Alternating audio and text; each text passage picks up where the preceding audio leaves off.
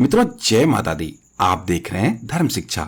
मित्रों, हम सभी अपने अपने जीवन में व्यस्त रहते हैं। पैसे कमाने और उसे खर्च करने में ही हमारा पूरा जीवन निकल जाता है। हम अपने जीवन में तमाम तरह के सुख भोग करते हैं।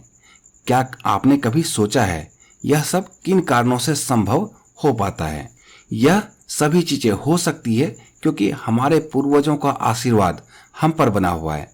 अगर हमारे पूर्वज ना होते तो आज हम भी ना होते। अगर किसी को अपने पूर्वजों से, हर किसी को अपने पूर्वजों से, चाहे वो पिता हों, दादा हों या उनके दादा हों, उन दादा के दादा हों, कुछ न कुछ संपत्ति जरूर मिलती है, जिसे हम पुश्तैनी संपत्ति कहते हैं दैनिक बोलचाल की भाषा में। ऐसे में अपने पूर्वजों को समय समय पर धन्यवाद जरूर देना चाहिए। ऐसे ही धन्यवाद कहने का मौका आपको मिलता है पितृपक्ष में। जिन लोगों को भाग्य का साथ नहीं मिलता, मेहनत करते हैं पर उसका फल नहीं मिल पाता, पूरे जीवन में कष्ट ही कष्ट भरा रहता है, तो ये पितृदोष का कारण हो सकता है। कई लोगों की कुंडली में भी पितृदोष निकलता है, तो उसका निवारण भी जरूरी है। चाहे आपको अपने पितर को धन्यवाद कहना हो या पितृदोष से छुटकारा पाना चाहते हैं, इन दोनों ही परिस्थितियों में पितृपक्ष आपके लिए एक अच्छा समय है। दैनिक बोलचाल की भाषा में कुछ लोग पितृपक्ष को श्राद्ध भी कहते हैं। पितृपक्ष हर वर्ष आश्विन मास के कृष्ण पक्ष में आता है। पूरा आश्विन मास का कृष्ण पक्ष होता है, उसे हम पितृपक्ष ही कहते हैं। आज के इस वीडियो में मैं आपको बताने वाला हूं 2022 में पितृपक्ष कब से कब तक रहने वाला है और आपको पितृपक्ष में किस दिन पिंडदान करना चाहिए, ब्राह्मण भोजन करना चाहिए, कौन आपके पितर के लिए, कौन अपने पितर के लिए ब्राह्मण भोजन करा सकता है, कौन पिंडदान का अधिकारी होता है, इन सभी चीजों पे हम चर्चा करने वाले हैं। तो संपूर्ण जानकारी के लिए वीडियो में हमारे साथ अंत तक बने रहिए। वीडियो पसंद आए, जानकारी अच्छी लगे तो इसे लाइक करें, कमेंट बॉक्स में जय माता दी लिखें। अगर आपके कुछ प्रश्न हैं इससे संबंधित तो निसंकोच कमेंट बॉक्स में पूछें। जैसा कि आप सभी जानते हैं, हर माह में 2 पक्ष होते हैं, कृष्ण पक्ष और शुक्ल पक्ष। तो ऐसे में आश्विन मास का जब कृष्ण पक्ष आता है तो उस पूरे कृष्ण पक्ष को हम पितृपक्ष के नाम से भी जानते हैं।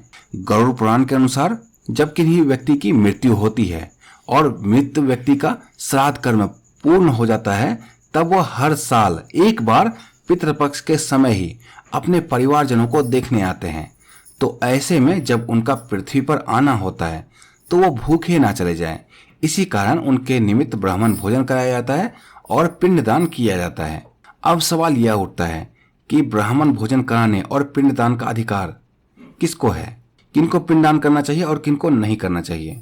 ब्राह्मण भोजन और पिंडदान कराते समय एक बात का ध्यान अवश्य रखें कि दिन में 12 बजे के बाद ही पिंडदान या ब्राह्मण भोजन पितृपक्ष के निमित्त कराना है, क्योंकि 12 बजे से पहले देवताओं की पूजा होती है दिन में और 12 बजे के बाद पितर की पूजा के लिए उपयुक्त माना जाता है समय। पितृपक्ष के अवसर पर पिंडदान या फिर ब्राह्मण भोजन कराने का अधिकार उनको है जिनके माता पिता की मृत्यु हो गई है या माता पिता में से किसी एक की भी मृत्यु हुई हो। अपने दादा दादी या नाना नानी के लिए कोई व्यक्ति पिंडदान या ब्राह्मण भोजन नहीं करवा सकता है। चाहे स्त्री हो या पुरुष, माता पिता में से किसी की भी मृत्यु हुई है तो ही वो पितृपक्ष के अवसर पर ब्राह्मण भोजन करा सकते हैं, अपने पितृ को तृप्त कर सकते हैं। तो ये जानकारी थी कि कौन कर सकता है पिंडदान और ब्राह्मण भोजन। आइए अब जानते हैं कि पिंडदान और ब्राह्मण भोजन कब कराना चाहिए। अगर कोई स्त्री या पुरुष अपने पिता के लिए पितृपक्ष के अवसर पर ब्राह्मण भोजन कराना चाहता है तो हिंदी तिथि के अनुसार जिस भी तिथि को उनके पिता की मृत्यु हुई थी, ठीक उसी तिथि को, जैसे मान लीजिए किन्हीं की मृत्यु एकादशी तिथि की को हुई है, अब कृष्ण पक्ष या शुक्ल पक्ष कोई भी पक्ष हो सकता है, वो किसी पक्ष के एकादशी तिथि को कभी मृत्यु हुई थी तो पितृपक्ष में आने वाले एकादशी तिथि को उनके निमित्त ब्राह्मण भोजन कराया जाएगा, पिंडदान किया जाएगा।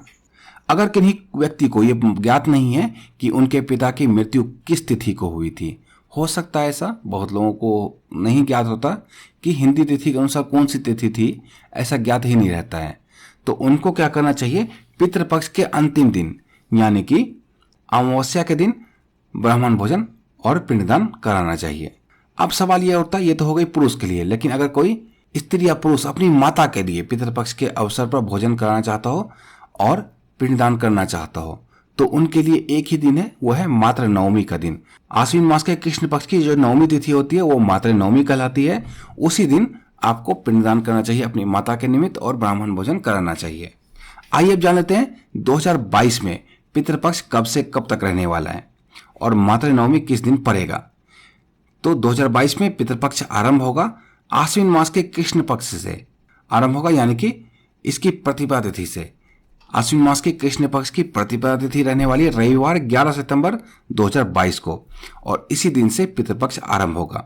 मातृ नवमी कब आएगी? आश्विन मास के कृष्ण पक्ष की नवमी तिथि यानी कि मातृ नवमी रहने वाली है सोमवार 19 सितंबर 2022 को। जो भी अपनी माता के लिए ब्राह्मण भोजन करवाना चाहते हैं इसी दिन 12 बजे के बाद करवाएं। पितृपक्ष की समाप्ति कब होगी? अब आश्विन मास के कृष्ण पक्ष की अमावस्या तिथि रहने वाली है रविवार 25 सितंबर 2022 को। इसी दिन पितृपक्ष की समाप्ति होगी। जो भी अपने पिता की मृत्यु की तिथि नहीं जानते हैं उनको इसी दिन 12 बजे के बाद ब्राह्मण भोजन करना चाहिए और पिंडदान करना चाहिए। तो मित्रों ये छोटी सी जानकारी थी पितृपक्ष 2022 के बारे में। अगर आपको इसमें भी कुछ और जानना हो तो निसंकोच कमेंट बॉक्स में हमसे पूछिए, हम आपको उसका उत्तर जरूर देंगे। इसी तरह की अन्य ज्ञानवर्धक वीडियो के लिए जुड़े रहें धर्म शिक्षा के साथ और देखते रहिए धर्म शिक्षा। जय माता दी।